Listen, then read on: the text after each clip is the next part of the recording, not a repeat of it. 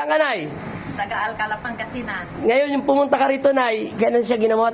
May 24. 24. Kaso si Nanay, talagang kamatis yung paa niyan.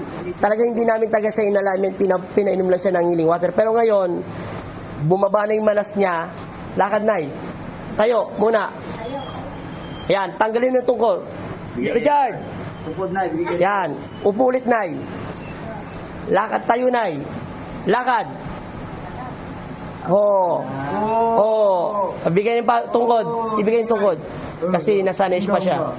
Sige, Nay. Antay mo muna yung gumana. Kaliwa konti ng ano. Hindi na. Malaki na. Angat mo tayo yung paa nyo, Nay. Hindi, nakakalakad na siya kung wala yung manas. Sige, Nay. Lakad nyo, Nay. Iangat yung paa nyo.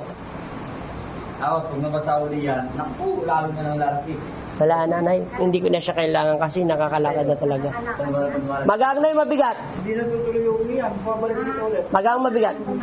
Malaking ginang niya, no? Sige, lakad din, Nay. Buhat yung paa, Nay. Parang naglalakad ka ng ganyan. O, ayan, o. Diretsyon-diretsyon na siya maglakad, o. Ang galing talaga ni Papa Jesse, Nay. Akalain mo, dati maglakad siya, nakaganon, o. Paano ka maglakad na yung unang punta mo rito? Ganyan. Oh, ayan. Ganyan maglakad si Nanay. Pero mas malala pa yun kasi mahirap siya. Nakakarami na siyang hakbang, pero hindi pa rin siya umaalis. Oh. Oh, paalam, Nanay. Bye-bye. Bye. Oh, picture na.